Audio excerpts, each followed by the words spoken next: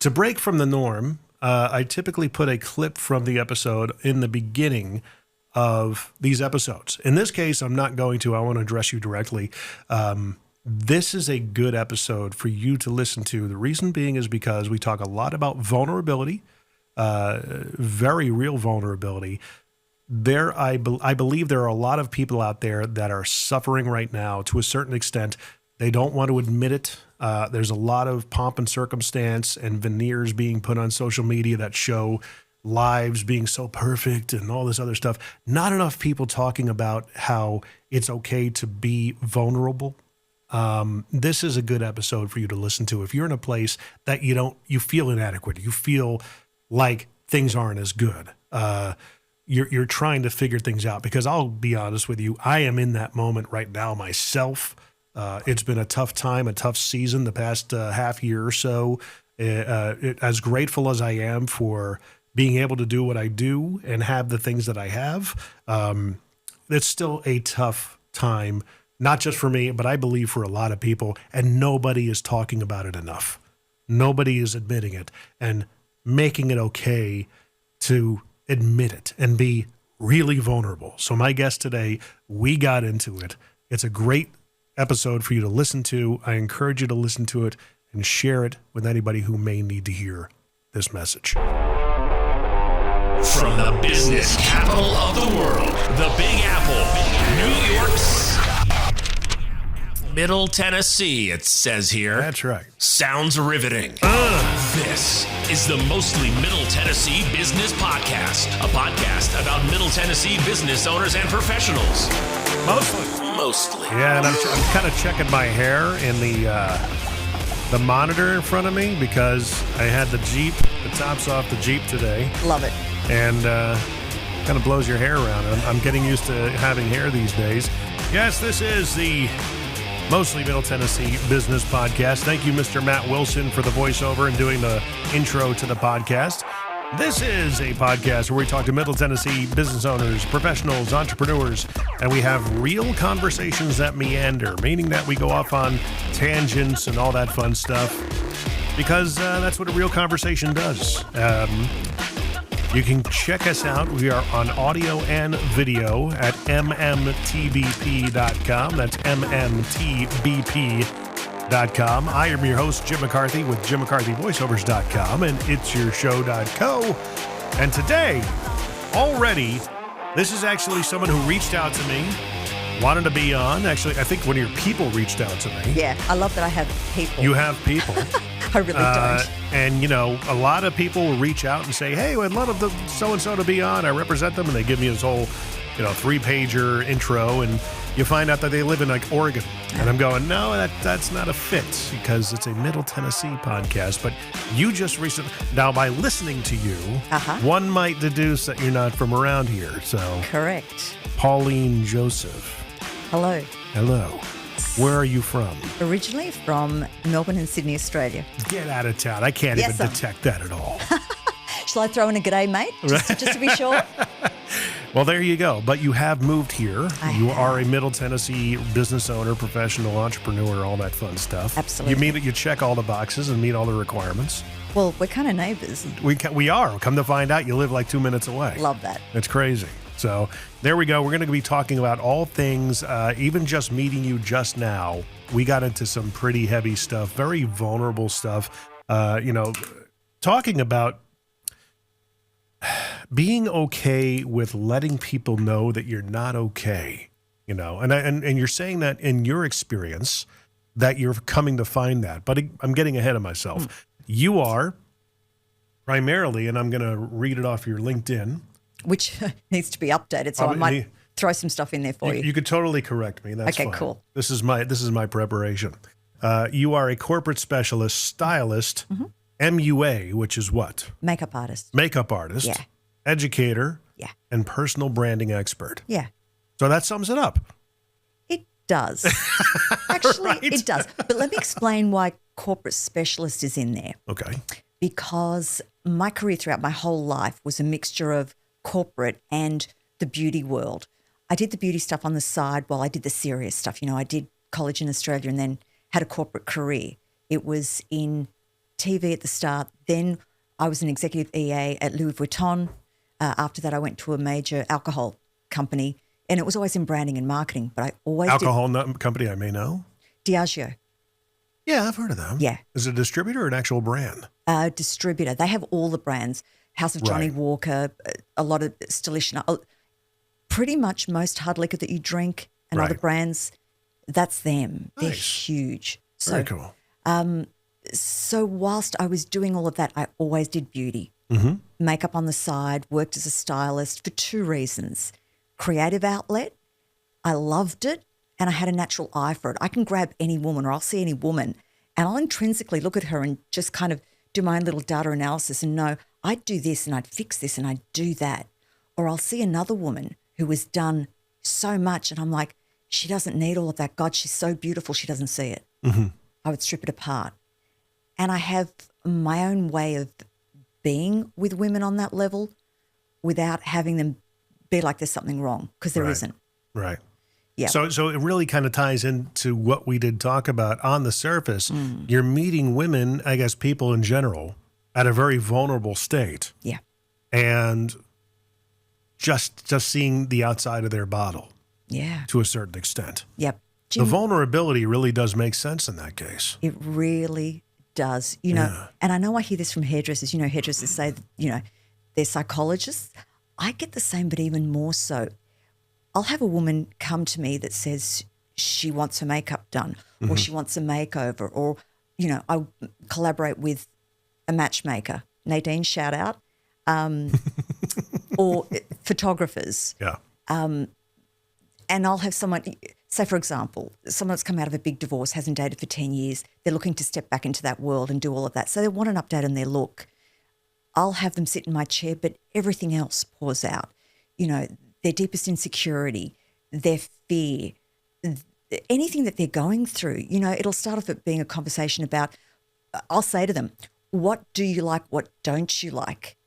They'll say rosacea or this or that. But all of a sudden we do a deep dive, and while I'm working on them, because it's such a personal thing, my hands are on their face. And it's women sharing it. And I find the minute that I open up and share, it gives them permission to do the same. it does, and it pours out. Even down to, and forgive me, I'm going to be really real and familiar with you. A lot of women are going through perimenopause and menopause, and I'll have a woman sitting in my chair saying, not wanting to say that, like as if it's something wrong, and God forbid we're aging. And you're not allowed to age in this society now. She was getting a hot flush and she's starting to sweat, and the makeup's, and I stopped and I said, sweetie, are you getting a hot flush? And she's like, I said, it's okay. I go through them as well. Let me sort you out. And immediately she just relaxed. She's like, really? You have that? Of course. Yeah. I said, I'm hopped up on hormones, because I'm like, no. Yeah. So we ended up having a big conversation about that and the challenges that she was going through. She didn't think it was okay for her to get help. She thought she had to tough it out and just get through it on her own. Meantime, she's experiencing brain fog. She's lethargic. She's feeling like she's not smart enough like she used to be. It's affecting her confidence in her career, her job, forgive me, I'm really going to go there, because the levels dropped. It's affecting her relationship with her husband, a sex drive. All of that. She didn't feel she could talk about that because she was told by her aunt and mum, you don't talk about these things and you tough it out. And misinformation. She was told not to try hormone replacement because back in the 80s, the reports that were released then were inaccurate. Yeah.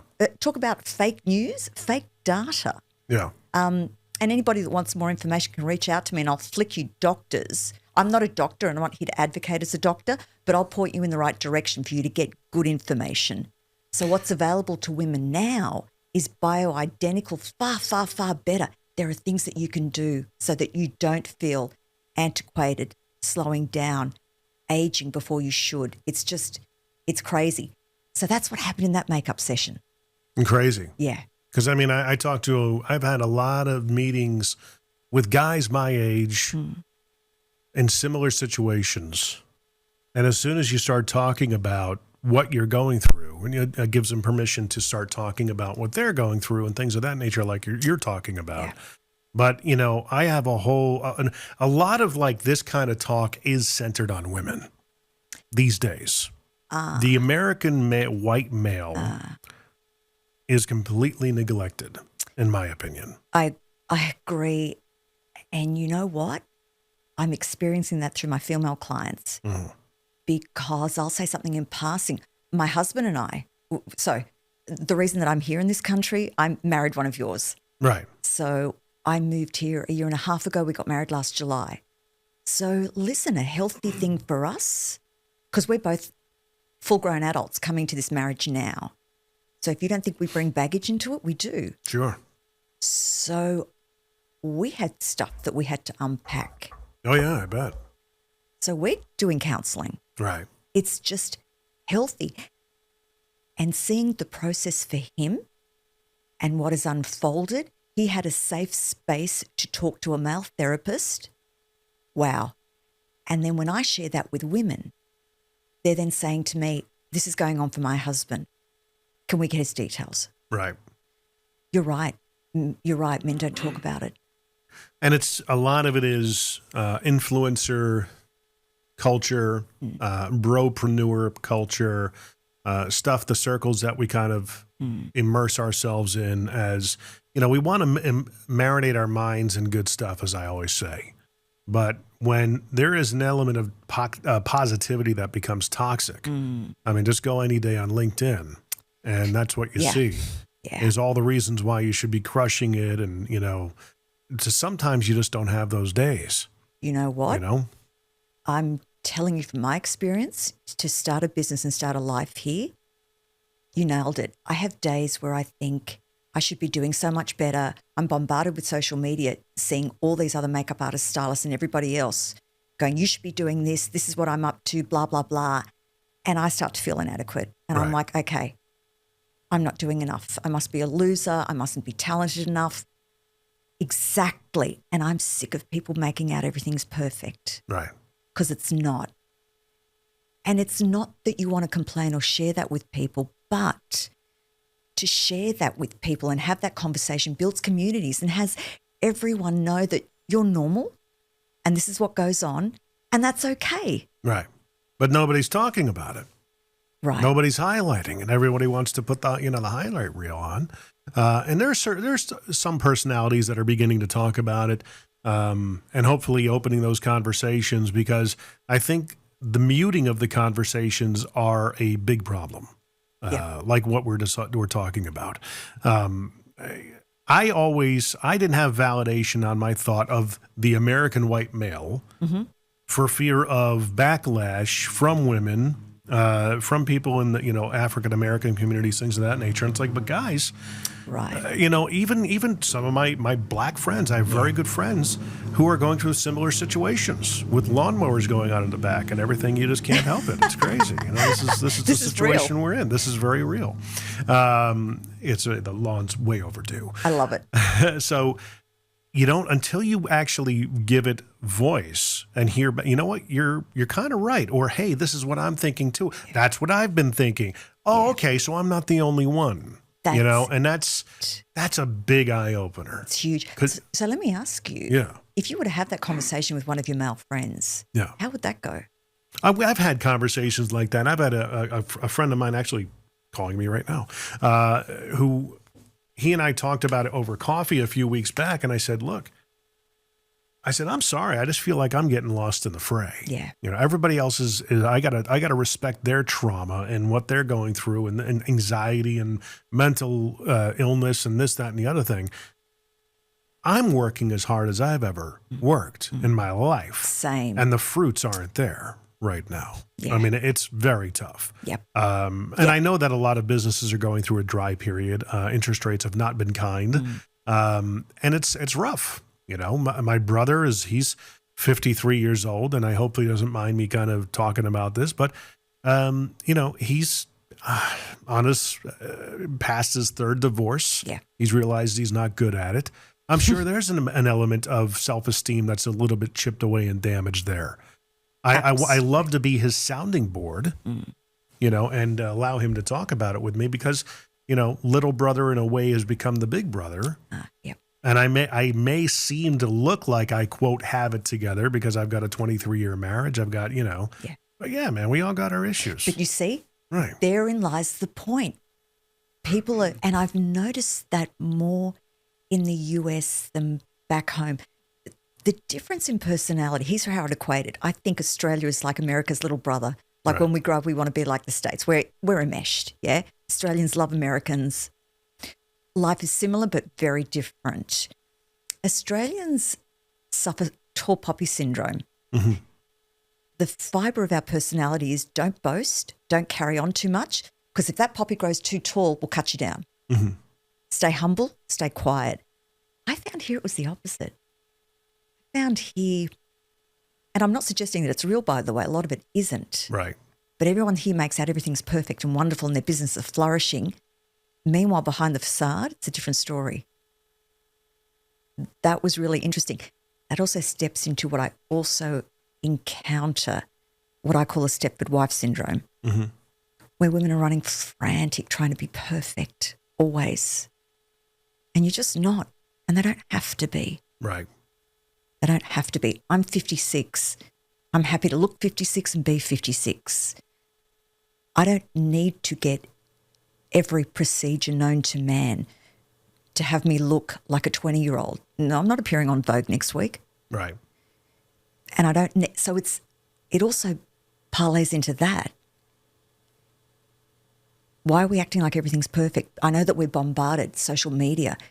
There is not a minute of the day where I don't get something that's telling me what I'm missing, where I'm wrong, where I'm aging, and what I need to do to combat that and what they're selling me. Right. What troubles me is that this is, the age bracket for that is extending. My 15-year-old niece in Australia, she knows what I do. So we swap stories. She tells me what she sees on TikTok and all of this. She's like, Auntie, I'm getting this lash serum. And I'm like, what are you getting a lash serum for? You're 15 and your lashes are gorgeous. But no, I saw blah, blah, blah, blah, blah. This is madness, Jim. Yeah. This is madness. And I'm not exactly someone who is like, priding myself on my look. No, you look terrific. Thank you. I wear shirts from Tractor Supply. Great. I'm like, hey, I feel they've got great fashion, and I kind of make fun of myself for it. My wife wanted to see me with hair again, so I grew it back, and oddly enough, I have more than I recall. I love it. Not so much in the back here, but I grew it back. I used to be completely bald, do the bald thing, and Right. I kind of got tired of it because I felt like I did it for about 20 years. I'm like, gosh, it seems like everybody's bald now. Yeah. That's like the thing to do. And Yes. I'm like, I just want to move on, So I don't know what my style is, and I don't really put too much weight or emphasis in how I look. It's more about what falls out of my mouth. So guess what, though? That is your look. Yeah. And I hate to break it to you, but you do look great. Thank you. So trust me, I'm also shallow. Trust me. I'm also shallow. Listen, here's the thing. Research shows this. People make a decision about someone within the first 10 seconds of sighting them. Yeah. If you don't think I did that with you, I was full of judgments and you did that with me. Right. And I'm okay with that. What has you stay in a relationship, a business deal, whatever it is substance. But for that first 10 seconds, that's what we do. And on profiles and on LinkedIn and on ads, it's even less. People make a decision about you within 4 seconds based on your visual branding on whether they'll do business with you. Yeah. What will keep you keeping that business is your substance and the rest of it. So that's what I do. But like I shared with you, my goodness, it becomes so much more. And that's why I love this. Yeah. Conversations like this, we're probably not going to discuss makeup at all. We don't need to. Right. So what's interesting to me is how much more men have stepped into this arena. Well, I don't think we have a choice. Otherwise, Really? we're going to go out of our friggin' minds. Right. We're going to start talking about it, or something's going to give. I think it's a lot more rampant than men give, than what men will admit, because we are the providers. We got to go out and hunt. As I guess maybe terrible or non-PC as it sounds to be said these days, but that's the reality. That's the reality for my family. It is. So I'm going to get eaten up alive by saying this, but I agree. And I hate to break it to you, but fundamentally it's in our DNA code. Men are providers, women are nurturers. Right. And don't get me wrong, I'm out there hustling and providing just as much, but not. My husband is the main breadwinner. Yeah. He is. And it's in his DNA to be that. And it's in a woman's DNA to seek that in her partner. So that's a huge responsibility for men. Mm-hmm. It is. And that's why when things are tough, women need to know that men mightn't be expressing what they're going through or how difficult it is. Yeah. And we need to check that nuance and make sure we support them and also look for those signs. I went to my bank yesterday and I noticed something in someone there that I know well enough, and it worried me for him. He's one of these wonderful human beings that gives so much on every level. He has some challenges at home, some health challenges. He's hustling, he's working, he's doing, he's studying, and he's everything to everyone. And I could see in him, I'm like, the wheel's going to fall off. Mm-hmm. And I had to figure out a way to, without invading his privacy, to identify that he has resources and that he's not an island. Does your garage door sound like this? If it does, it's screaming for help. Call Incredible Doors, 931-348-DOOR. We're making garage doors in Murray and Williamson counties work better, sound better, and, well, spring better. We just make them incredible again. Incredible Doors in Spring Hill. When your doors springs break, you need remote reconnections, opener installation, or just about anything to do with your garage door. Go to IncredibleDoors.com or call 931-348-DOOR. Follow us on Facebook for specials on maintenance visits, keypads, and other items. 931-348-DOOR. Sometimes it's just asking, how are you? And I'm not just asking that because it's a salutation. Correct. I really want to know how you are. Let me know. And I'm curious and I want to hear it. I want to understand what's going on in your life. And that's the distinction, that you want to hear it and that you're listening. Mm-hmm.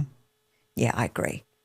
And it's not done enough. I mean, I had this conversation about, it was late August with my wife. We were dropping my daughter off at college, and I was just having one of those days to the point where I think I actually had like a mild panic attack at some point. So thank you for sharing just that, Right. because most men won't admit that. Right. That, you just helped a whole bunch of men, a whole audience to know how that If it happens. even was a panic attack, I don't know what it was. Right. Heart went up to 160, 165. I was short of breath, Yeah. and I needed to sit down. It could have been because, we were walking up and down stairs. I was highly stressed out during the day, and I got to the point where I just had to sit down and take a break. And on the way back home, my wife and I were talking about it. I said, my father, when I was about 14 or 15, my family got hit pretty hard by a recession that we had here in the States around 90, 91. Yeah. My father got, hit pretty hard with it. He was the primary breadwinner. After the roaring 80s, he had to consolidate our family business to just himself, bring it from having an office into the basement in the house, going back out himself, climbing ladders, running cables. We were in the phone business. So he had to, all this stuff that he had built over the last 9 years had now been just completely disintegrated. God. And he's pushing 50 at the time. Can you imagine? Here I am, and I'm in the same situation, to a certain extent. But I remember him. I came home from school, and none of us wanted to help out or pitch in because, God forbid, we should change our lives.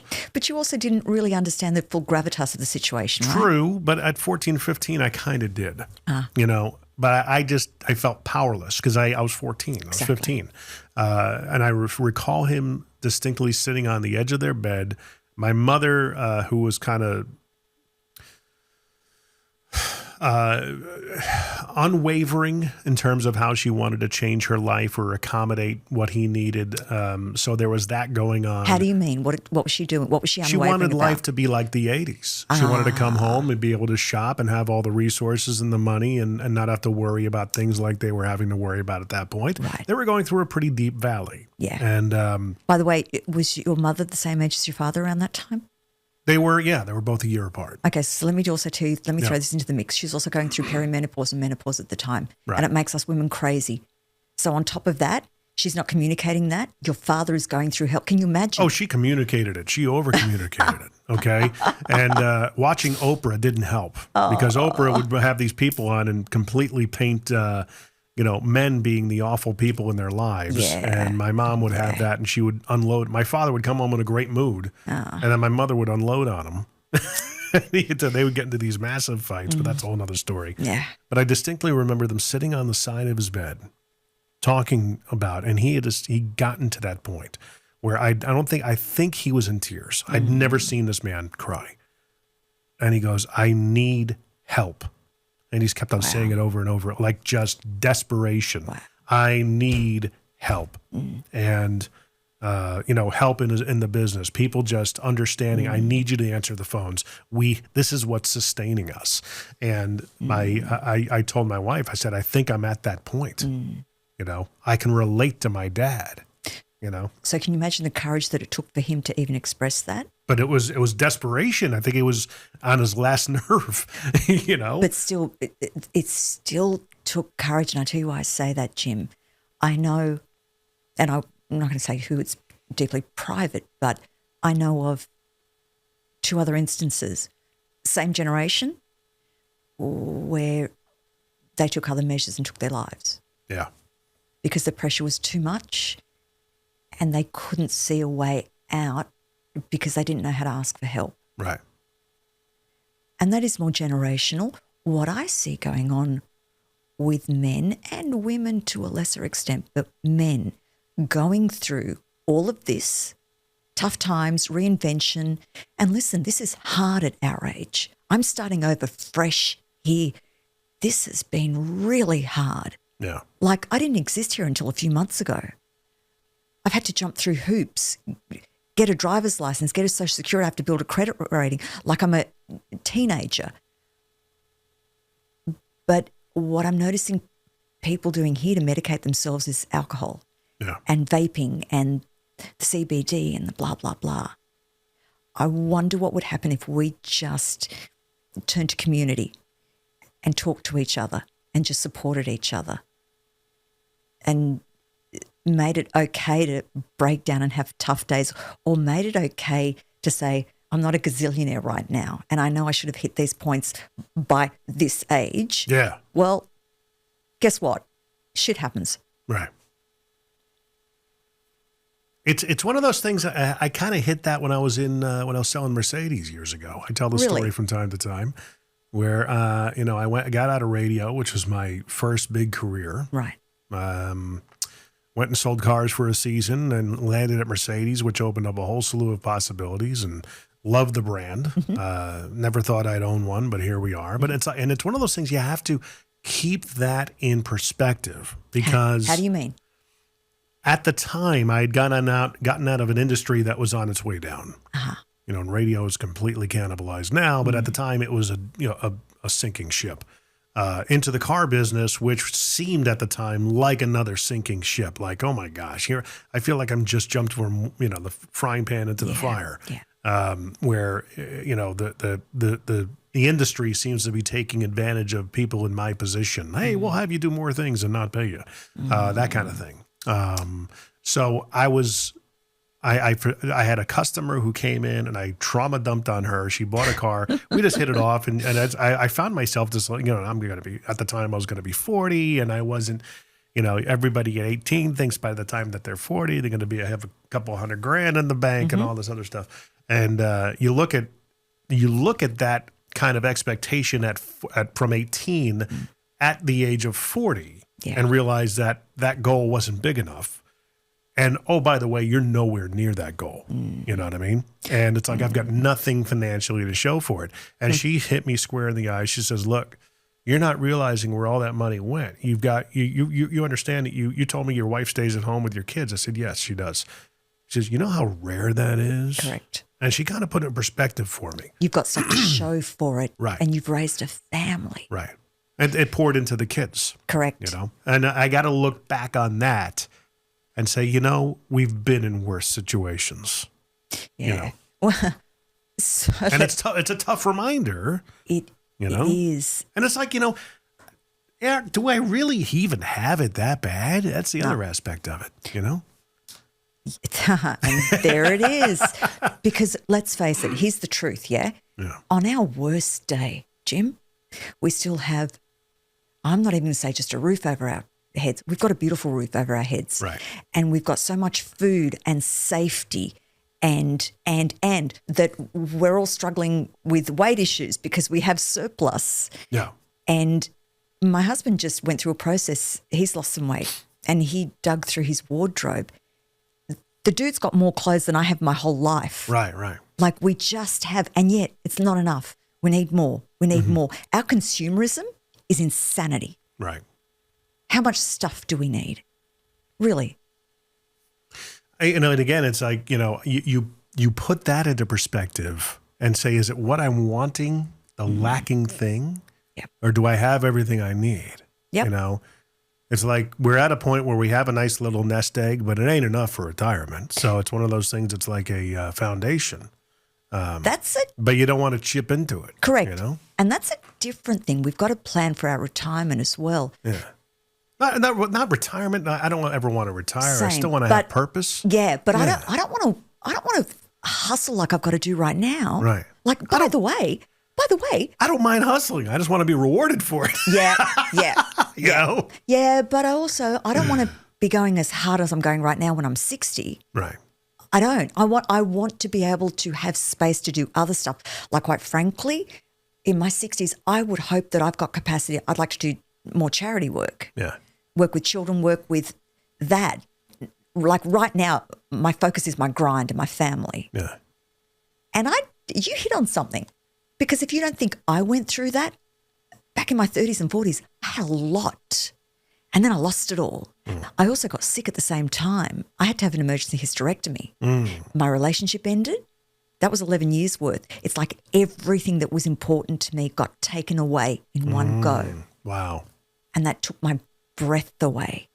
What was your mindset? I mean, I can't imagine it happened all at once. Within a few months. Within a few months. Yep. But looking back on that from where we are now, it might as well have been all at once. It felt that way. It's a God-given thing that it happened over 3 months or a couple of months, but my goodness, losing it all, Yeah, I did. your whole life shifted. All of it. I had 2 big clients go into receivership on me. I was naive. So rather than declare bankruptcy, I traded through, but everything went. Everything. Relationship went, and that's a whole other story. Right. Also, imagine my ability to bear children gone. Right. So now I'm broke, I'm barren, and I'm of a certain age where I'm like, in my mind, What worth do I have? none. Yeah. I have no worth. What do I have to offer a man or society? Yeah. I went into a really dark place. And I'm not going to lie, it probably took me 4 years to dig myself out of that. And that was with the love and support of dear friends, probably friends more than family, ironically. That, and I got help because I did hit a dark place. And I'm happy to share this. Like I really hit a dark place. Like I couldn't think of a reason to stay. Yeah. So I'm nowhere, I don't think, knock on wood, I'll ever be at that kind of a point. No. Because I've got too many people depending on me. Even though I'm worth a lot more dead than alive. no, but know? no, but you've got something to fight for. So imagine me at that stage, Oh, right. everything. And by the way, I didn't want to be a career woman. Right. I wanted to be a wife and a mother. And I know that sounds draconian. I don't care. I wanted to be a wife. I wanted 4 children. That's what I wanted. All got taken away. So get over that. But I got into therapy. I meditated. It took time. I bet. And I had to reinvent and rebuild my worth. Because I literally, you know what I thought? If I didn't exist, it wouldn't affect anyone. Yeah. I didn't have my own kids. And I thought the rest of my family, they're all fine. Right. But so I understand. And I moved forward and got on with stuff and here we go. But I understand in a different way that pressure on a man. Yeah. Well, you think about, here we are having this conversation at this point in time.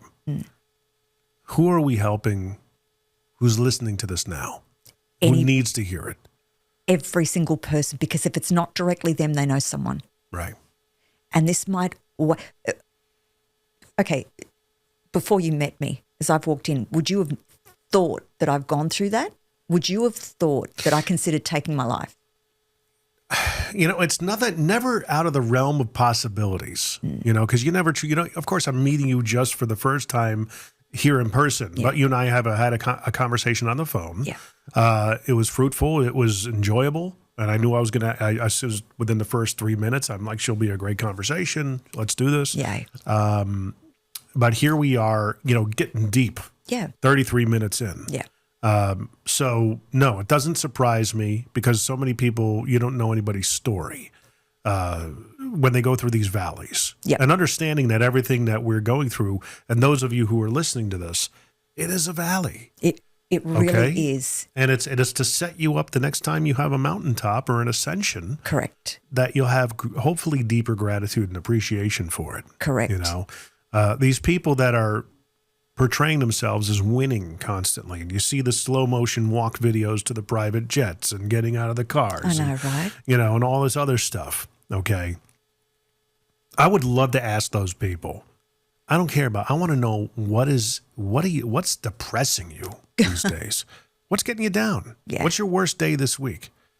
Yeah. And not to trivialize it, not to make it seem inconsequential, but it may seem that way to a lot of people that don't have that kind of money, but there's got to be something. Yeah, there is. Because once you here's another theory of mine. Money doesn't solve everything. Because I believe that once you actually get all your basic needs taken care of, you lose your purpose. You're on a hunt for purpose again. Look at all the celebrities. Look at all the people with money, that want to tell us how to live and blah, blah, blah. It's like, no, dude, I have no time to think about your altruism. Yeah. Okay? Yeah. I've got to provide. I've got basic needs to meet. I've got to do this. It's great to see that you're able to think about this stuff. That you have capacity. But you've got your basic needs. You've got margins. Yeah. You can go and, hey, I just need a break. I want to go down to the Keys for the weekend. You can just hop a flight and do it. And it's probably a private jet. Correct. Which, by the way, 98% of the people can't do that. Which they probably haven't paid for because it's through a friend or a sponsorship. Yeah. Right. My other question to that kind of exposure, what is going on for you that this is what you want to lead with? Right. Why are you showing this? Guilt. You think? Yeah. Because, I'm in a position of fortune, of benefit, and now I want to do something good that feeds my soul and gives me purpose. So I'm going to preach to all of you how to live your lives and do things a certain way and vote for certain people who say they're going to do this, that, and the other thing. Don't get me started. Can every pop star please take a seat? I don't want to hear your politics. Right. I don't. And not saying on either side, all. We're staying neutral. We're completely. Yeah. Like, I don't want to, you're a pop star. Yeah. I don't get my politics from you. Right. Are you educated in this field? Are you an economist? Right. A historian? Like, it's really, but the social media, it's given everyone and any idiot and any celebrity. Yes. Yeah. Yeah. It's, yeah. I wonder, will we ever? It's breathtaking to me, and I have to like. My husband said to me, "Don't you go on a rant." I'm like, it's all right. Yeah. These things again. Getting back to the people that are listening to this, find that person, whoever it may be. Even as we're recording this, my kids. I hope if you, I know they love me. I would give anything to hear what my dad's thoughts were at that point in his life. Right. I don't have a record of it. He probably wouldn't have never talked about it like we discussed earlier. But here we are putting this on the record. And as long as there's an internet in 20, 30, 40 years, they're going to have a way to go back and hear my thoughts in a very vulnerable, transparent, authentically transparent way. of what we were going through at this point in life. So let me ask you, Jim, how old are your children now? They are 18, 16, and 12. Okay, so they're old enough to understand and for you to have these conversations with. Does this ever come up? Or Oh, sure. We're very forthright and transparent with them. You know, we tell them that things are tight. We can't exactly splurge on things. They feel very comfortable talking, especially with my wife, about they're almost too forthright. You know, and I'm hearing that from a lot of parents these days where their kids are just telling them stuff like, okay, I don't need, okay. You know, my daughter earlier is telling me, she's like, oh, I got a date and I found him on Tinder. I'm going, I don't even know what that is. I've never had to use it. So I got a funny story for Right. you. That's how I met my husband. I understand it's a dating app, you know, and I know there's like Grindr and Grindr, but you realize that some of these things are just ways for people to hook up, you know? Listen, there is that. Right. But I don't need to hear about it from my 18-year-old. Correct. You know, it's like, okay, you know. All right, so you want me to tell you what your mother and I did? Oh, God. Okay, so listen. So let me ask you, how do you find that fine line of that balance where you want your kids to tell you everything and know that they can versus know what to edit and don't skeeve your father out? Right. And it's not like she was, I talked to her earlier today. It's not like she was skeeving me out. It was one of those things where I was like, okay, you know, I know these things go on. I was your age too once, but I didn't tell my parents about this, you know. Do you know what? It was my business. That's you know? credit to you. I That's guess. credit to you that your daughter can speak to you. But I think that's wonderful. I think it is too, but it's still one of those things you're just like Hank Hill from King of the Hill. Bobby, I understand. I don't know. We start scratching the back of his neck because he's uncomfortable. And it's not like you're uncomfortable. It's just one of those things you're like, I appreciate that, but, you know, I don't need to know everything. Okay, well, wait a second. Let me run this past you. What if it was your son? Well, he tells us stuff too. But does that land easier because it's your son? No. Okay. No. There's not really. So they still feels, you know, compelled to let us know things, which is fine. But it's like, there are some things that you just don't tell your parents, you know. I'm glad you feel like you can. And if you need to, I'm here. Yeah. But you know what? I get it. So my version of that, this is where I'm blessed. My husband, Mac, hi, honey. He's driving on his way. He's a big historian. So he's off to a big Mollis meeting. I got to point him to a book he needs to read.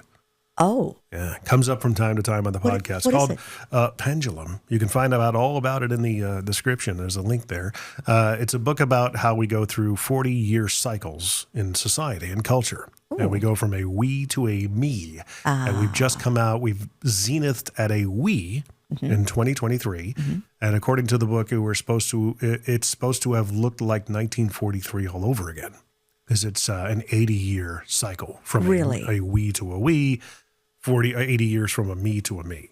Okay, so what are we headed into? We are in the downswing coming back from a we zenith, where everything feels like it's been taken too far. So what happened 21 years ago, where we crossed into a tipping point as the pendulum starts its upswing towards the me, which is a 20-year upswing, 20-year downswing. So in 2003 is when we crossed the tipping point.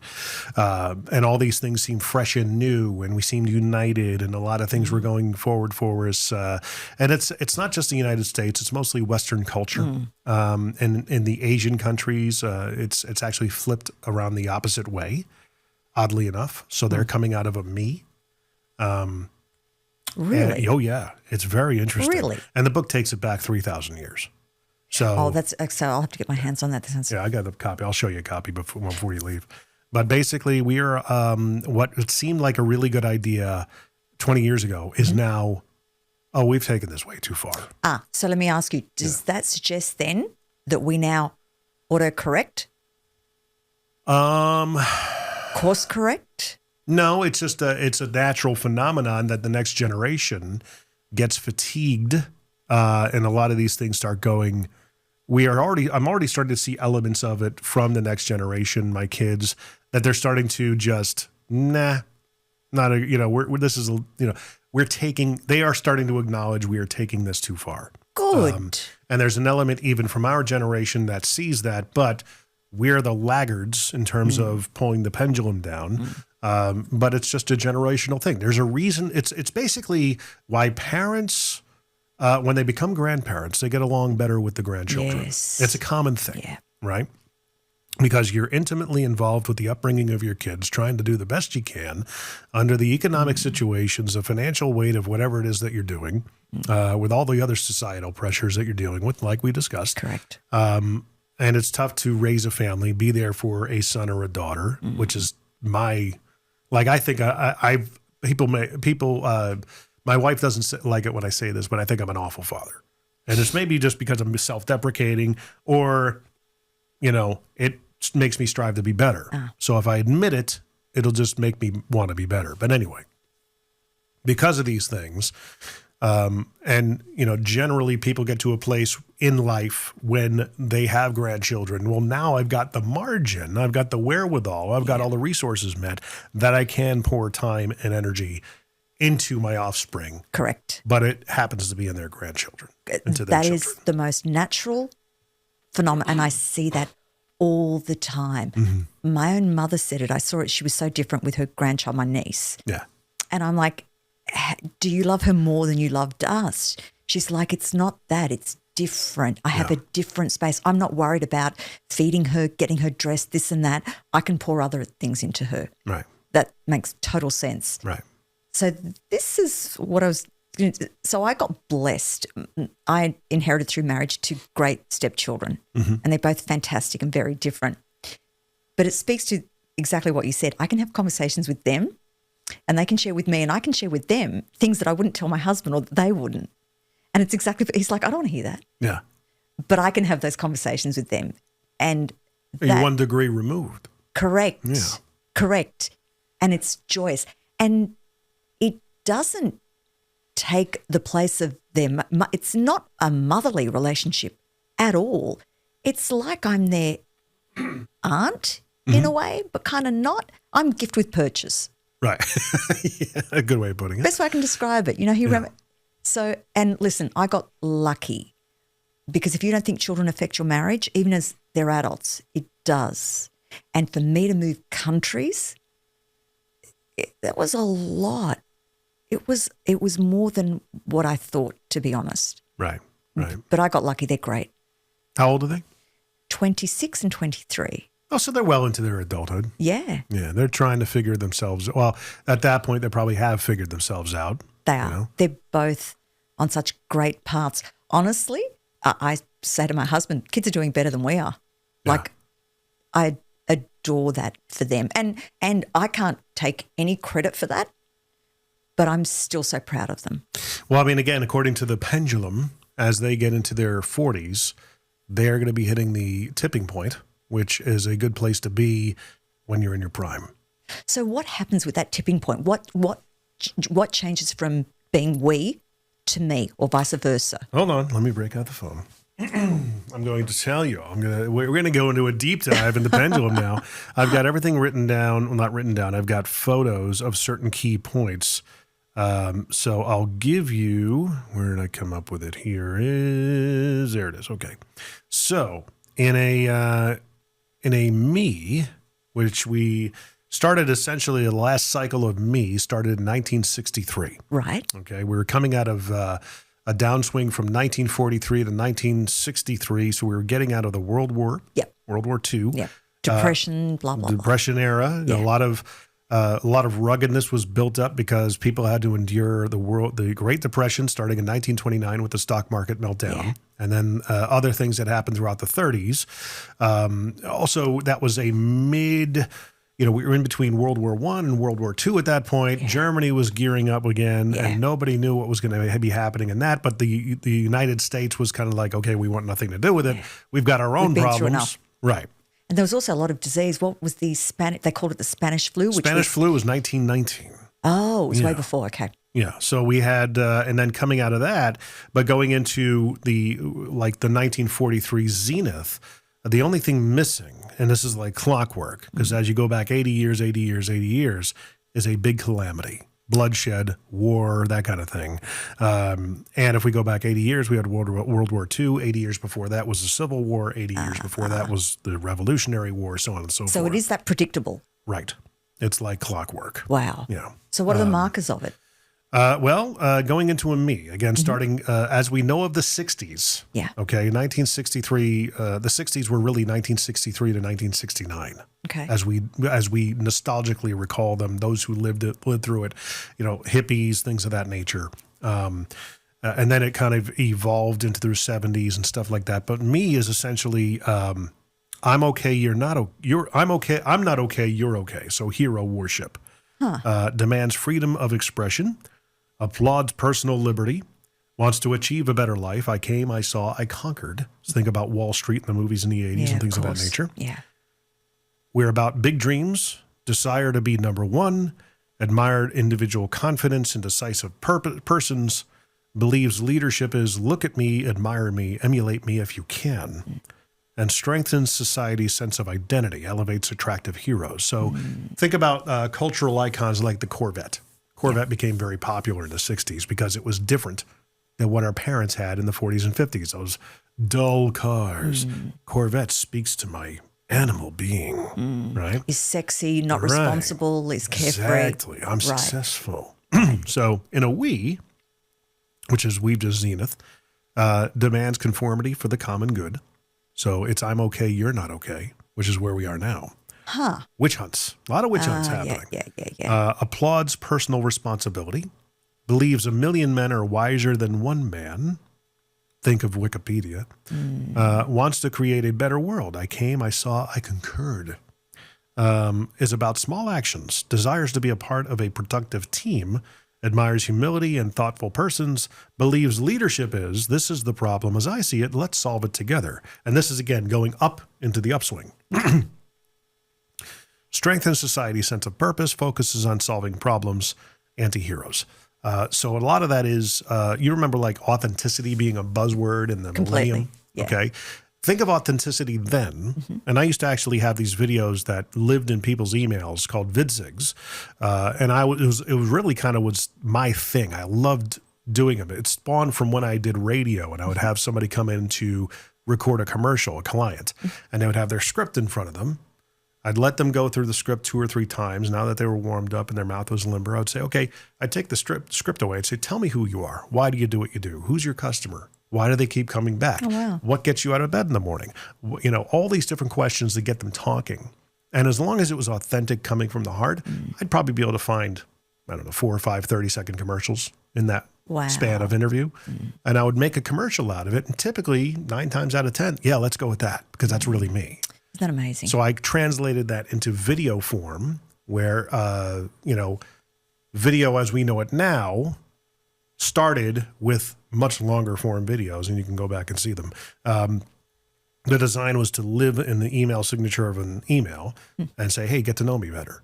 And it was typically a 2 to 3 minute video of whoever it was sending. You could literally, and I did it in such a way that if they messed up, if they made mistakes, if they flubbed words, if they were nervous, all that stuff went on right on the front end. It made the take. Isn't that interesting? And then they'd get into the meat and potatoes of who they were.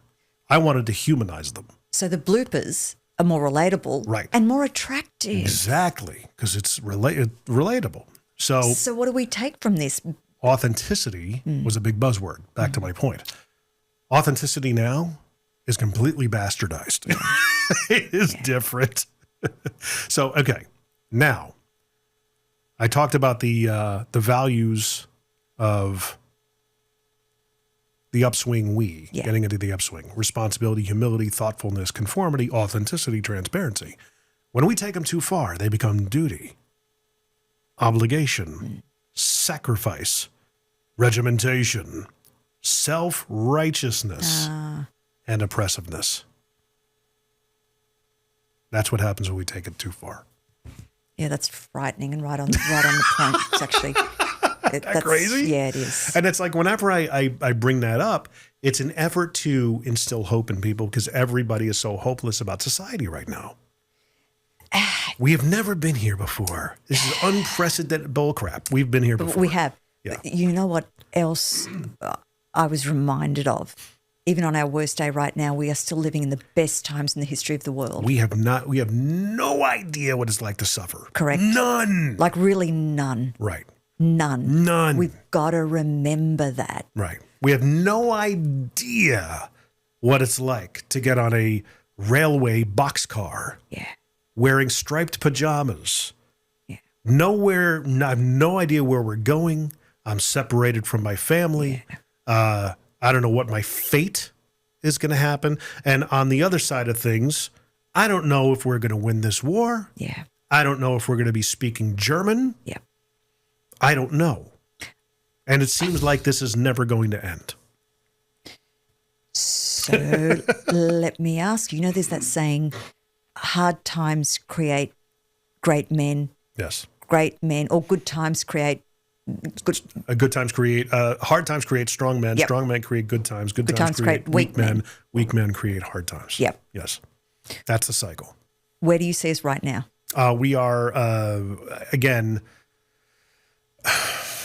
we are without a calamity of note, although we think we did. Well, so some have said they think that calamity is COVID and the war's going on right now. What do you think? No.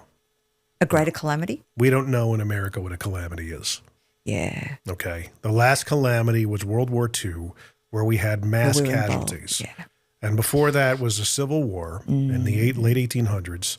That was the bloodiest, most costly, most casualty war we've ever had. We're still reeling from it. Really? Yeah. How so? Because you think of all the generations it's affected. You know what I mean? There was a lot of people killed in the Civil War. You know? I'm getting schooled on that by my husband. Right. So his third great grandfather was General John McClernand, who fought directly under Lincoln, and he's so proud of that, and so he should be. But my husband also has family members that fought on the Confederate side, and he should be proud of that because they were fighting for their families. Right. So I don't think we should villainize and just go back to that time and think what people were going through and how personal it was. And that's the thing is a lot of people say, well, this is why we repeat history. Well, if you listen to history, and no, history will repeat. It does. Sometimes it's going to rhyme, but it will repeat. Yeah. And the reason why is because we do not have an intrinsic ability to tactfully, we don't have a tactile sense of what it truly felt like. Like me describing what our grandparents went through, my grandparents went through in World War II here in the States. Yeah. We don't know if we're going to be speaking German. We don't know what is this? We're storming the beaches? Do we have any idea what the outcome? Who are we up against? Correct. My grandfather-in-law, Colonel Butler, he was separated from his wife. They were newlyweds. He's sent off to Europe. Right. She didn't hear from him for 3 years. Yeah. Mac and Madge, God bless them. And she had the fortitude to stick around. She did. She held it down until he got back. Right. So again, here we are, dare I say, bitching about the problems that we had in the beginning of this podcast. You're right. Realizing how good we truly have. So here's what that highlights to me. Yeah. We somehow, if we really had really harsh realities to deal with, this stuff would be inconsequential. Right. We wouldn't be, we're so fixated on the destination of creating wealth and this and that and this and that. If we really, you're right, if we really had a calamity to deal with, and let's blow it up, let's say a small meteor hit. Yep. Then we're in survival mode. Right. Then the goalpost changes. Right. And then guess what? There's no time for anxiety and depression. Nope. Because now you just got to survive. Yeah. Now you just got to go and grow stuff or hunt, learn how to, be a country boy, will survive. And it's, I joke about the fact I've never been hunting. I'd love to go hunting. I'd love to figure out what it's like. But there are people that have been doing it all their life. And I'm like, I'm envious of you. Because if, the shit hit the fan, you'd be okay. Yeah. I mean, it's almost a good business model to come up with something that shows people how to do that kind of stuff. I've heard about such a thing. Apparently they're called survival ranches, where you can buy them or set them up, and it basically bunkers, Yeah. and you have situations where you grow your own food. You're prepared for Armageddon. Yeah. We're having such an uplifting conversation, you know? Shall I talk about shallow stuff like the latest lip gloss? I know, you know, and it really, you know, I guess we've come kind of full circle and going, you know, maybe we don't have it so bad. I mean, exactly. I tell know? you what I have learnt through all of this as well. You know, I have been so fixated on the destination. And for a while there, after what I went through at 45 and then getting back on my feet and then COVID, and that shut my business down again. So I'm like, okay, here we go again. Yeah. Right. I was so fixated on the destination, on having X amount of money again, on being at this point, blah, blah, blah. Two things happened. I stopped taking risks and I stopped being present to the moment. And you hear people say that all the time. And it just was, be present, be present, be present. I wasn't getting it. Right.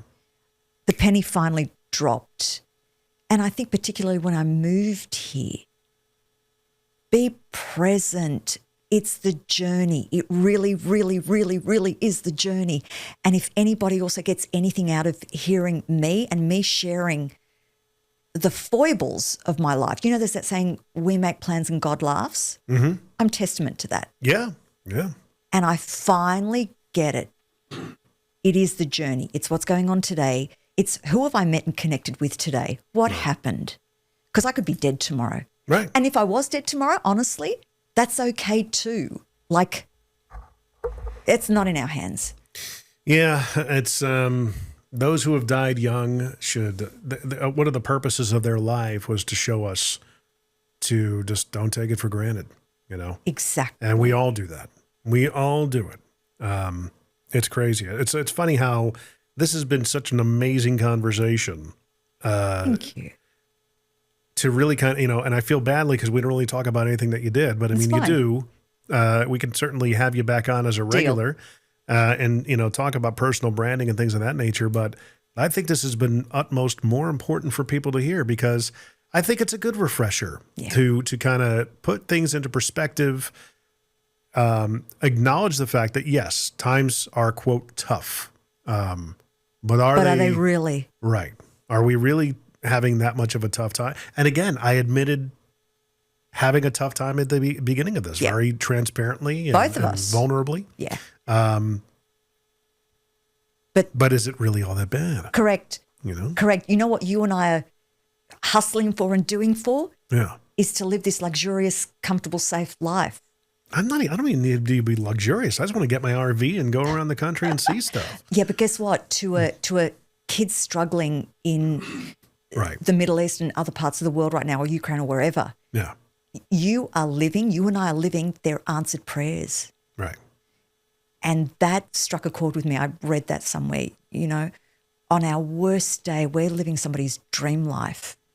So every morning I now make a practice of getting up and saying my gratitude prayers. And it's not about a religious thing. It's just you've got so much to be grateful for. And you know what is, you know, the Janis Joplin song, Me and Bobby McGee? Yeah. There's a very key line in that song that's popped into my head as we're talking. Freedom's just another word for nothing left to lose. Oh, amen. You know, it's like, man, this is we're don't want to be like Debbie Downers here, but it's you know, when you achieve all these different things and worldly possessions, it's like, yeah, that's great. You know, it's what for what, you know? So true. Yeah. This is crazy. But it's also, here, I've got a question for you. Sure. Stepping forward, and we're in this age of AI. My 15-year-old niece is doing her assessments and her homework AI. Mm-hmm. That terrifies me. Are we raising a generation of dummies? Like, what happens if the electricity goes down, there's no grid? Like, or am I naive? Or is it that the next generation will adapt to this and be this? And if there's calamity, they rise up. Mm-hmm. What happens? Like a Terminator? Yeah. Whatever happens, happens. I mean, it's you kind of, that's where I think ultimately, I believe God casts events like these for reminders that when you are at your wit's end, when you feel like you're drowning, all you have to do is stick your hand up and believe and I will be there Correct. to help you get above water. You know, you're not alone in this walk. And those reminders need to be had, because once we start believing we are the masters of our own destiny, or masters of our own fate, or whatever, that's when we set God aside. And I think these things happen, i.e., right as we're recording this, there's a hurricane bearing down in Florida. Correct. Milton. And there are people that are literally, I know, that are saying, well, this is the way we go out. This is the way we go out. Yeah. We can't leave. There's no gasoline. Everybody is left at the same time. So all the highways are clogged, and they've cast their own dice in the gamble of what they're doing. Yeah. Depending on how bad this is, you know, God forbid, there are a lot of people that are going to Hurt or meet their maker. And in those moments of life, it's you know, the old adage of there's not an atheist in a foxhole. You know. Amen. So It's so true. And the beautiful thing about the grace in it all, here I'm getting proselytizing, is that the last shall be first, first shall be last. A last-minute confession is just as good as a lifelong life of serving. Okay, that's the beautiful thing about it. That I was just about to say, and that's the beauty of God. Yes. So I've got to ask you this. Have you always lived in Tennessee? 20 years, going on 20 years next year. Before So that? since 05. Okay. Before that, where? Vegas. Wow. Yep. So in moving here, we're in the Bible Belt. Yep. Did that have you step back into faith or reignite that, or that was always there for you? My faith emerged because I always knew through my life I would, quote, get around to it. I always believed on some level, but I was raised very distant Catholic. Same. Very Not distant. I was raised Catholic. Yeah, we were Catholic by label, but we never practiced. We never went to church or anything like that. My father's philosophy on life was there are three ways of doing things: the right way, the wrong way, or my way. And he had it's actually on YouTube, my brother giving testimony to my father's last very poignant and profound days in a hospital up in Anchorage, that he wanted to go on a trip to like an Alaskan cruise, but he was very sick at the time, and his bold-headedness said, I don't care, I'm going anyway. My mother decided not to go with him because she's like, you're sick and you're out of your mind. Yeah. My brother decided to put some time in and take him. Okay. He ended up getting to Alaska. Something happened to him on the flights going up there, and he basically saw Alaska from a VA hospital. So I flew up there to be with him and everything because we thought that was it. And it was really the last time I had ever seen my dad alive was in Alaska. And my brother, talked about this last-minute confession. Really? And, just the not the pastor, but the, what do they call the military priest? Okay, so this is where my 56-year-old brain goes to. Right. I go to MASH. Yeah. Remember Yeah. So that guy. What was it called? Yeah. So basically, he would talk to my dad, and they would talk about philosophy in terms of faith and religion and things of that nature. And he was very insistent that he say, look, do you want to give your life to our Lord and Savior? At the first time, no. And I guess the second time he asked, he said, look, Mr. McCarthy, we don't know if you're getting out of this alive. It looks pretty bad. Your son's working on getting you medevaced out of here using his legal background to cash in on insurance policies to do all this stuff. What do you want to do? And that's when my father, I guess in that moment gave his life over, and my brother was witness to it. And he tells the story beautifully. It's on YouTube. You could find it. It's an amazing story. But it's one of those things that you look back on, and that's what kind of got me thinking. And my brother was he's a lawyer, so he looked a lot at the data surrounding the life, the ministry, and the death and resurrection of Christ. And that's what I needed to dare I say, overcome the intellectual hurdles I understand. needed to kind of make a decision, because you still can't answer all the questions with the data. I'm not saying the facts or proof. I'm just saying data, because data can be interpreted. Correct. But the data to me pointed in that direction. Yeah. It still does. And that's what blew me away. Yeah. So, say, for example, I'm a big Jordan Peterson fan. Mm-hmm. He gives you the scientific proof of God. Right. Have you read, I haven't read it, my husband's read it, my stepdaughter has, I'm going to listen to it, A Case for Christ? Mm-hmm. Yeah, Lee Strobel. Right. Mm-hmm. And that's exactly what my brother, Yeah, that's what reminded me. the guy set out to disprove it. That was his whole impetus of that investigation from an investigative journalist's perspective. See, I That's love what he that. was. I want to disprove all of this. For once and for all, I'm going to, okay, game on, mofo. And it's one of those things that let's dig into this. Let's look at the accounts, the 4 accounts that are so messily detailed and badly written that nobody ever thinks about. Okay, and that's one of the, whenever I come across, my gifting, I guess, is when I come across a skeptic or a doubter or an atheist, I completely understand. I used to think the same thing.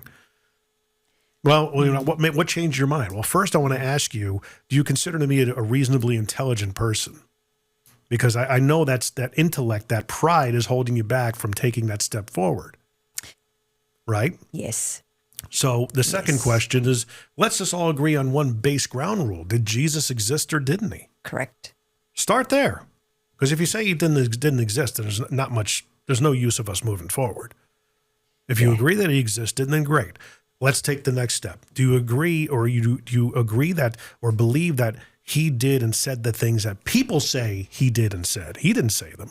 He didn't say he did and said these things. Correct. People saw him do them, heard him say them. Can we agree on that? Well, that's where I have a problem. Great, let's begin there. You start there every single time. Love and you that. have a reasonable conversation that at the end of the conversation, you can agree to disagree and walk away as humans and, move on. But there's the beauty when you have a great conversation with someone that doesn't have to agree with you, Right. but will hear you. And maybe we'll both learn something from each other. Mm-hmm. So A lot of the conversation tends to revolve around, well, why does God allow bad things to happen? And it's, so what do you say to that? no, I say we're not automatons. I don't think God's desire is to have bad things happen, but because he didn't want to have a planet of automatons, Correct. We cause bad things to happen, whether they're via nature or whatever. And it is, written in the Bible that the earth is Satan's playground. Correct. Okay. We're going to be subject to his whims. Yep. I mean, there's a lot of misinformation out there. There is. And there is light and darkness. And there is. Totally. Do you know what I find interesting? How disconnected, particularly in certain decades, I feel like we're swinging back to, I don't want to call it religion, because religion is organized. Man-made. It's different. But don't you find a flavor of we're getting reconnected to God? Well, when hard times happen, that's what happens. There's a resurgence, revival of sorts, What is so delightful about this state, I've found the young people are also interested in God and have a faith. Right. Australia is less like that. Interesting. Australia is less like that. We don't have the churches that you have. Faith and church is a big deal in this country, and so it should be. Right. It's not like that. Australia is more like Britain and Canada. Well, it's the Commonwealth, but churches are struggling there. I have no idea what it's like. Yeah. Yeah, I've never been there myself. Yeah. Not very worldly when it comes to that stuff. Oh, that's fine. Yeah. Do you want to laugh? The other thing that I found so shocking, listen, Australians, by the tyranny of distance, we're travellers. Like as soon as you're born, you get a passport and you travel. My second year of university, the first thing I did was take off to Europe and live in Europe and live and work for a year. Yeah. The tyranny of distance, we have to. We're this island a long, long way. I found it breathtaking that a lot of Americans that I met, grown-up adults that are really successful, living big lives, had not left the country. Yeah. It's really interesting. It's like, there are places I'd love to go. Love to go to Israel. Love to go to Italy. Yeah. France. Maybe south of France would be kind of cool. I feel like I don't need to go to Paris. I don't need to go to Great Britain. I wouldn't mind seeing Ireland. Portugal. Yep. I'd like to go to Portugal. Spain, I would like to see. So over in the European Union, so to speak, I have no need to go to Africa. Yeah. Don't need to see the pyramids. I had no pull towards there whatsoever. I guess, Israel will be the closest. Right. Israel will be very cool. Is it, so separate to that, Yeah. is it because the United States is this huge, expansive, You got a lot to see here. That's the thing. And I must admit, every state is so different. Some are similar, but there's such differences. Oh, yeah. It's almost like traveling to little different countries. So I can understand how that can happen. Yeah. I mean, we were just in California this week. Yeah. It's like a whole nother country. It really has. It's funny considering that we were in wine country or a subset. It reminds me the picturesque mountains that were kind of brown. All the pictures that I would see from the wine country in Italy. That Tuscany, I guess that area. Get it. Where they're growing the grapes and stuff like that. In California, it was very similar. Where we were just north of San Luis Obispo. So it was very eye-opening. But been to L.A., never have to go back ever again. I'm good. Agreed. Here's the thing with LA. I lived in LA in 2018 for, I don't know, it was on like 4, 5, maybe 6 months in total. Yeah. There's no way on God's earth you couldn't pay me to live there now. Right. San Diego, we wouldn't have minded going when we lived in Vegas. We wanted to go to Hawaii when we lived in Vegas. Never did it. But Vegas, as much as we had at our disposal, the best times I had were going out in the middle of the desert and having solitude. Really? Getting the hell away from everybody. So wait, so this is what I find intriguing. I can't imagine when I hear Vegas, it doesn't occur to me that regular people live there as well and raise families It's there. common. Yeah. So what's that like? Is it like living suburbia here? Is it the same? When we were there, we didn't have the perspective of having a family. It was just the two of us. And we were at the beginning of our marriage. And we were figuring out being married. And when you have fights, you can't go to your parents' house because there's nobody available. You have to work it out and you have to deal with each other. Okay, so I have a question. Yeah. So my husband and I are in our first year. Well, we've been married now a year, July. Yeah. What would be your advice to me if you only had one piece of advice for marriage? What would it be? It's for my wife and I dare say it's different because we've known each other since we were 7 and 8 years old. We dated when we were 17 and 18, kind of had a false start. And then we came back around again and met each other when we were 21, 22. And we had the maturity and understanding and identity of the fact that there's something here. Okay. There's an attraction, there's a pull. But in that third instance where we basically have been together since we're 21 and 22, we were friends first. We were very good friends. We put, we let bygones be bygones. Water went under the bridge, so to speak. But for the first 6, 7, 8 months that we knew each other, I was with another person. Right. And we were just really good friends. Wanted to do everything together and eventually became romantic. So that's what we kind of had to fall back on. And I guess one of the biggest successes to our relationship is the fact that we still hold on to that. We are each other's best friends and we are each other's biggest champions. We still laugh. Big thing. That's huge. Gotta laugh. At each other, at ourselves. Okay, that's perfect. Yeah. That's that's what I us. needed to hear. That's us. But I love hearing that from people that have been married long. Because here's the other thing. Did you guys ever go through a bad patch? Oh, yeah. Of course. And that's normal. Yeah. It's bad patches have to happen. That's how again, valleys, if you don't go through the valleys, you don't appreciate the mountaintops. Right. But it's like every time I go somewhere, and I've gone on a lot of business trips. I've gone to Miami by myself, Baton Rouge, and things of that nature to different dealerships where I got to do filming. And I was like, man, I wish you were with. It says to me something. I want you by my side when to have these experiences. I love to. I think that if you're not feeling that with your significant other, there's a problem. If you're trying to get away from them, that's an issue. You know, I mean, I love it when we drop our son off to work, and she's tired. She's like, "Can you just go get him?" She's like, and I said, "Yeah, I'll go get him." She's like, "Goes, but you'd love for me to go with you?" I'm like, "I'd always love for you to go with me." That's gorgeous. You know, I don't care if it's a 5-minute ride. I want you to go with me. I like it when you're with me. You're my person. So she's the one that you rush to when there's good news. She's the one that you want to tell. But that to me is the thing. Who do I call first? With good news or bad news? Right. Who do I call first? Right. Yeah. So for us, and this is why I ask these questions. This is my first marriage. Right. My parents went through a horrible divorce, and back in their generation, divorce wasn't the done thing. Right. So it was terrible. And I remember what my sister and I we were the collateral damage. And that, I remember making a decision when I was 21, I never want to go through that. Right. So that had me be commitment phobic in many ways. I'd be in a relationship, but at the 9th hour, I was going to exit. Right. And then, of course, that generated an 11-year relationship, which I knew fundamentally I wasn't happy, but there was the escape hatch. Right.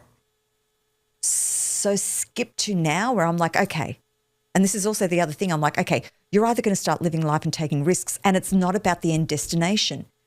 It's a journey. So go on this journey and just have faith. Like I was always stuck on it had to be perfect, otherwise I wasn't going to do it. Right. So, and he wore me down. He wore me. That's another great story for another time. But this is why I ask these questions, because marriage for me is new.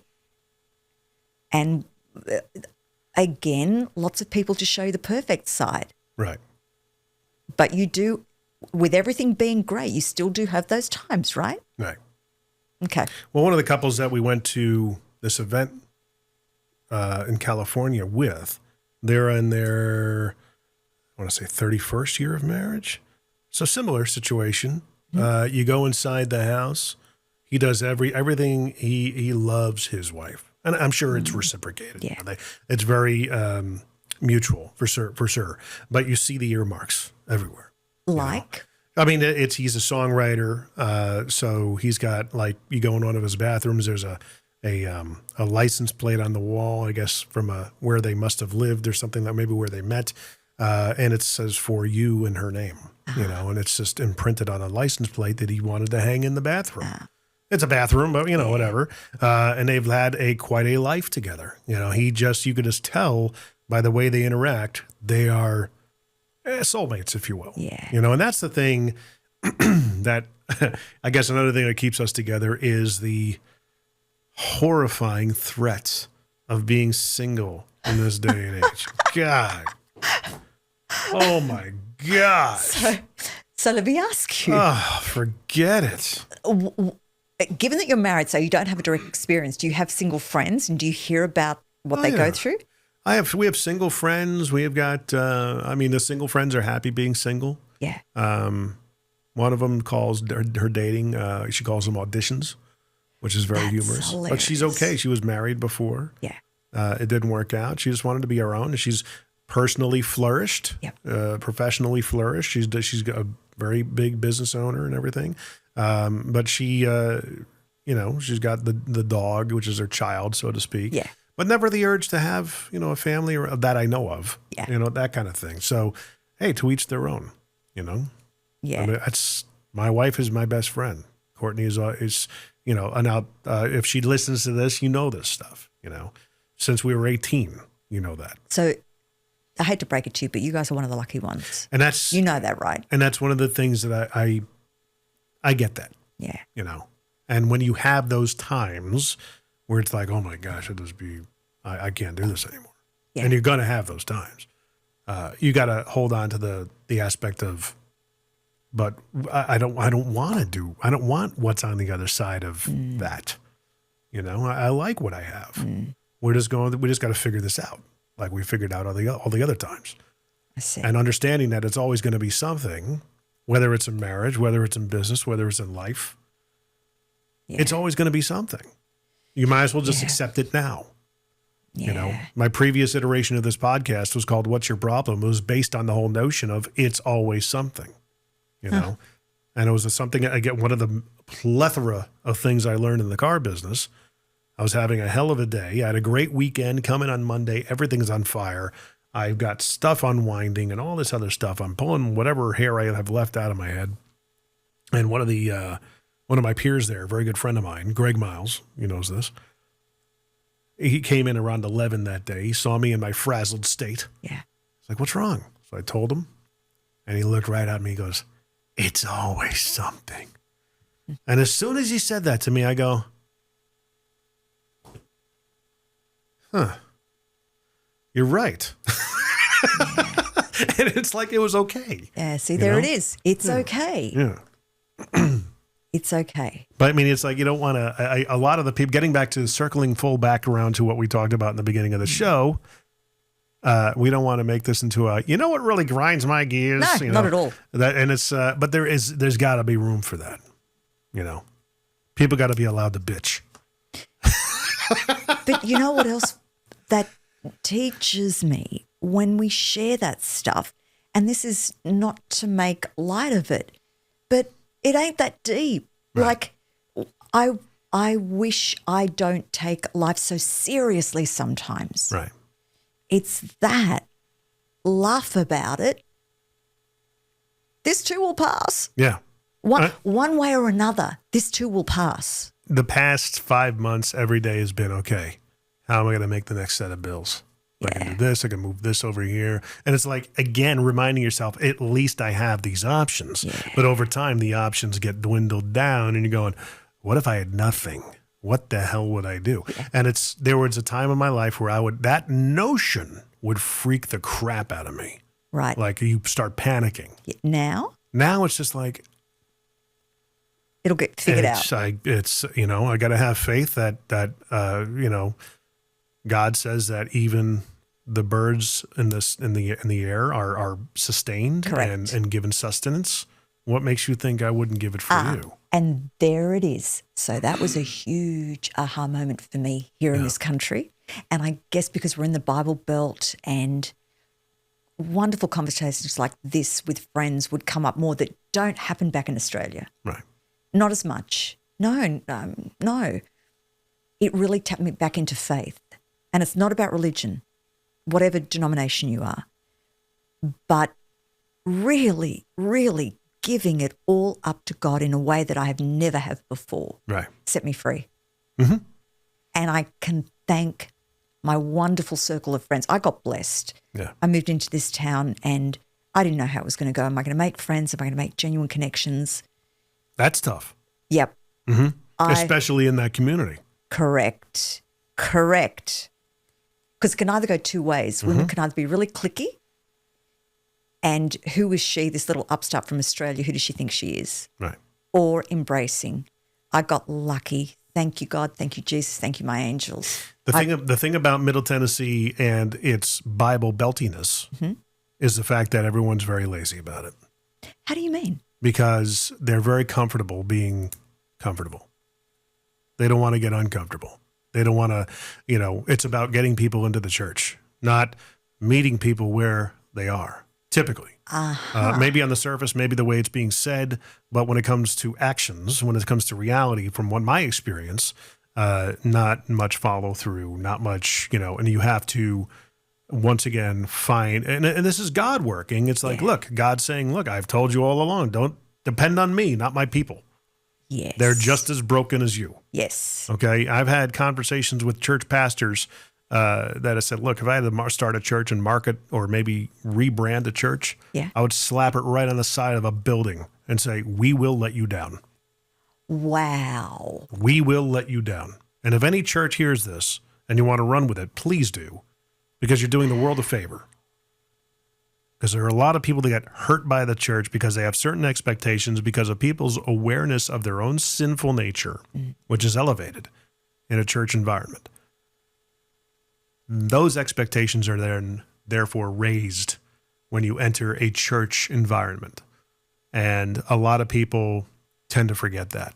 So they align it with politics of a certain side. If you look like, or if you love people this way, so on and so forth. My business partner and I are very much in alignment with, look, we are not here to judge you. We are the ones that are just as broken as everyone else. We're trying to live our life a certain way. We're going to screw it up. We already know this.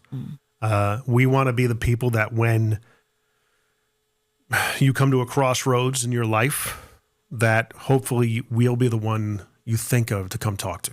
That's perfect. That's the nature, man. That's it right there. Yeah. Jesus said, you will know them by their fruits. Yeah. Okay?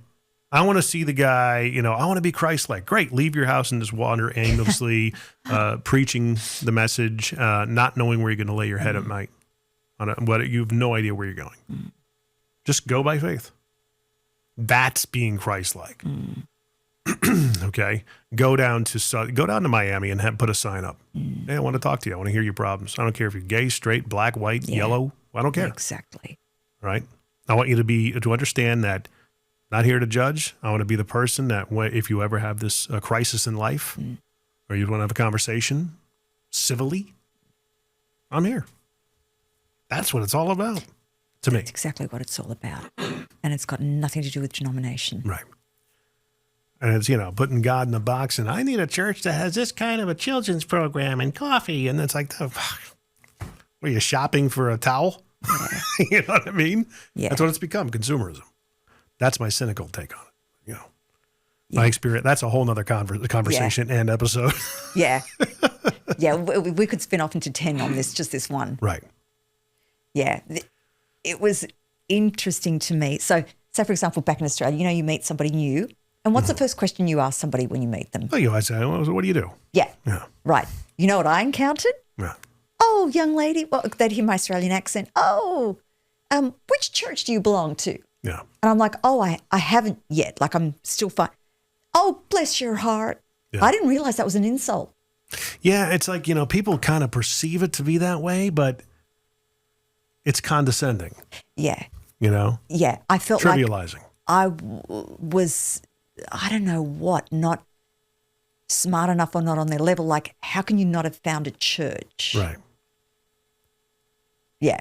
And then she had nothing to talk to me about. So see, that's the thing, is that my cynical side of me has hardened me to the point where I automatically respond with, well, how many people have you actually spoken to that you're not comfortable speaking to today? yeah. That's the question. Yeah. Or are you comfortable? You're suffering in your comfort right now. You got a little comfort bubble. You go to every Sunday at a certain time. You see the same old people. You hear the same message. And when it ends, you don't do anything else with it. Correct. And again, Correct. I'm just as guilty. Yeah, I'm but just you don't as guilty. profess to be otherwise. There's the difference. Right. So I finally did figure out a church that I love. Right. And this was after, I hate to say it this way, language it this way, but I church shopped. Yeah. And I found one that was close to Catholicism that I liked, that wasn't Catholic though. Right. Started preaching politics. I don't want that. And even though some of it was what I'm aligned to and some of it isn't, I just don't either way. Yeah. Let's just keep that. I think politics, we are so fatigued by it right now. The media will want you to believe otherwise. So after November 7th, hopefully things will die down depending on what happens. Yeah. Or they'll just get amplified. That's my prediction. But it's one of those things that with churches, and I've had my church experience, I'm not opposed to going again, but I just don't have. Every time I'm like, well, maybe as soon as I have that thought, maybe that's of the devil. I don't know. Instantly, it's one of those things I'm like, I don't want to go through that again. Because every time I've been in a church, it's like, it still feels the same. Really? It feels, I had a church experience where I was deeply engaged. I wasn't a fly on the wall. I was part of the band. Brought my kids. My wife, she's got her own reasons for not church going. She's a believer, but she's not. And you don't have to go to church to be of faith. Well, that's what some people say, but other people believe differently. But the church I went to, We had some people pour into our life, had some good relationships that came out from it. But generally, it was once I had a change in life that really took my time over, which was the car business. It was like crickets. My wife was home alone with the kids. Right. They knew the situation. I was the odd guy out that brought the kids every weekend. My kids were small, Right. Unevenly yoked, if you will. Right. And nobody cared. Really? Yeah. Okay. Well, they dropped the ball. They let you down. And That's what I mean. They Yeah. put it on the side of a building. Yeah. We will let you down. Yeah. You're Yeah. you're going to solve a lot of problems by just getting that candor out there. Exactly. Okay. But that's also, I tell you what attracted me to this church, and I'm not going to plug them because that's not the purpose Right. either. It's none of that. What I love is the community and the pastor's sermons. He's made relevant. Right. He'll take a parable and make it relevant Right. to the stuff that we're going on now, that we're dealing with. And he doesn't sugarcoat it. And I don't want to rain on your parade. No, That's what I'm trying I to hear you. do. No. I didn't receive it that way at all. I totally get what you mean because I've had that experience. Right. But thankfully, and quite frankly, you know what? Community and people that I've met there, not remotely judgmental, not on any level. Right. And that's been a breath of fresh air. Well, good. But typically in any of these churches, getting back to the original point of our conversation, Yeah. is just another way to show how perfect their lives are. Look how perfectly dressed we are. Look at my perfect family. Look at what we're doing. It's funny. I had Matt Rogers on here a couple of months ago. He's like, well, let's talk about praying in public. I said, yeah, let's talk about praying in public. I said, because I don't think that's right. He goes, really, man, where do you get that? I said, because he didn't say, Jesus said, look, if you're doing this to get public adulation, that's the wrong motivation. Right. Go in your closet and close the door, get on your knees and let's do this together, And that's the notion. If you're out there praying in public for people to see you, sure. Hopefully you're moving them, but it better be a genuine prayer, Listen, there's a piece around people coming together, and that's a different thing. But if it is, so long as it's genuine, Right. And I think you'll get the energy of that. Yeah. But if it is for show, no. The prayer for the band to get back on the stage at the end of a sermon, you know what I'm talking about. Because the band hangs out during the sermon, because I was part of the band. Oh, he's getting into the prayer time to get back up there while everyone's eyes are closed. It's part of the show. Yeah. Okay, I'll be blunt with you, and I've shared this with my pastor as well, and he had a giggle about it. Like he totally got it. He said, "How are you finding it?" I'm like, I cannot deal with the musical production at the start. To me, it's too much. Right. I just to the point where I sit out and wait for that 20 minutes to pass and then go in because it's just a little extra. He said something interesting to me.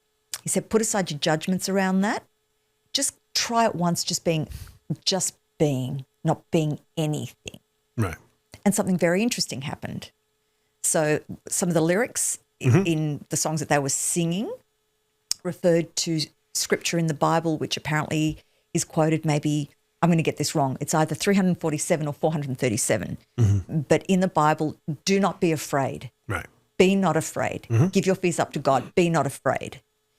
That was the lyrics that were in the music that they were singing. And listen, I do find it a little, I don't want to say bad things. I can't relate to it. To me, it's like a pantomime. Right. And it takes away from. But as soon as I drop that judgment and I put aside the performance, I glean stuff out of it. Does that mean I'm going to sit through this every time? Probably not. Right. Yeah. It reminds me of back in Australia, Hillsong, because none of this stuff is big in Australia. It's only kicked off recently. Well, Hillsong did start in Australia. Correct. And they became huge here. Correct. Yeah. But they're bigger here than they are back home. Yeah. And back home, there is a view that they're kooky, there's stuff going on. Well, and again, once anything gets so big, that's why these mega churches tend to falter after so much time. They're like Ponzi schemes. There's only so much life in them. Go to the little church on the corner. Yeah. There's one on Creets Lane. Is it Creets Lane? Yeah. On the corner of Creets Lane and 431. correct. that's a church like on its last legs, but it's still doing that stuff. Go check that out, and see if that makes sense. Check out a Catholic church. There's a lot of pomp and circumstance with Catholic churches. I've got to say, I enjoy there's certain rituals right in Mass that I think are lovely. Right. Like when we turn around and wish each other peace, and that kind of stuff to me is lovely. Right. Communion? It's funny because, I guess the modern church service was supposed to be reminiscent of the Sermon on the Mount. Yeah. That was a church service. Yeah. And it was led by, the pastor of pastors, King of all kings. Yeah. That would have been something to be witness to. Can you imagine? Yeah. Obviously we've got the accounts of it, and it's tough to interpret it. And it's so many different ways. The Bible really is like an onion. You can go deep on it. I've had Bible studies with a friend of mine, God rest his soul, that passed in 2022. The Bible to him was like an organ. Really? It was an extension of his being. But he could take a 4-phrase sentence and spend 45 minutes dissecting it. It was amazing, So let me ask you, with that kind of personality, would he be perceived as fanatical? No, he was an intellectual, I love and that. I appreciated that about him because he's like my business partner, and he were very similar. My business partner is extremely knowledgeable, intellectual, intelligent, logical, very, very logical, which doesn't make sense for a believer. Yes. So, So we're led to believe. right, and I've always wanted to get him and a gentleman named Brad Lee on this podcast. Brad has got a tremendous following. He's one of these, dare I say, bropreneur, machismo type of guys who puts it out there. Well, if your wife wants to spend money, you better find ways to make more money for her to spend and accommodate her. That's your job as a man, that kind of stuff. Getting back around to what we're talking about. Yeah. But his whole thing, he's a believer, and I don't doubt that he isn't, but his whole hang-up is Jesus wasn't his name. Well, It was what? Yeshua. That's his come name. on. So that's like a Come completely tertiary smoke screen. And it's not like ridiculous. preventing him from believing, but he's putting it out there and he's like, don't call him Jesus. That's not his name. And it's like, dude, everybody that you've had on that you've talked to this subject about has been kind of, if not spineless, but they can't really hold an argument with you either through they're not well versed enough. intimidation or they're not intellectual enough. Yeah. My business partner can. He can sit face to face with you and say why you're wrong on this, and tell you why, and make it that. make sense. And can language it in a way that Yes. mere mortals like I Right. can then digest. Yeah. Yeah, See, I love that. yeah. And it's like, look, it's a non-issue. His name is he's got many names. Yeah, exactly. What are you hung up on a name for? I don't know. Because, you will know his name. People who know, say my name, say my name. You got to know his name. If someone calls me Bert, I'm not going to know that because my name is Brad. That's his whole point. I say, I get that. But the guy he's beginningless. He's timeless. All right. He's got many names. The great I am. All right. Those are titles and names. Exactly. Christ is a title. Exactly. Yahweh. How do we get here? Yeah, I know. I'm sorry. Yeah. Yahweh and Yeshua, Correct. which sounds like breath, So how do people get a hold of you? You're wonderful. Thank you. So I'm on Instagram, Pauline Joseph, Facebook, Pauline Joseph MUA, but just search my name. My website is www.pjmua.com. There you go. Yeah. And on there is my phone number is published on there. You're welcome to text, reach out. But And a lot of, when it comes to sales and selling, it's getting to know the person. I think a lot of people in this episode have gotten to know you pretty well. and I'm happier. Yeah. Honestly, this conversation was blessed. Yeah. And I want people to know me, and then we can talk about the rest. Absolutely. Well, there you go. Check out pjmua.com. You'll be able to find all the details, of course, as usual, in the description. And please rate, review, subscribe, share this podcast and episodes. If you like what you're hearing, let people know about it. You can do everything from MMTBP.com, MMTBP.com. And Pauline. I can't thank you enough. It's been amazing. This has been I hope I haven't, your ears are bleeding now from this Australian accent.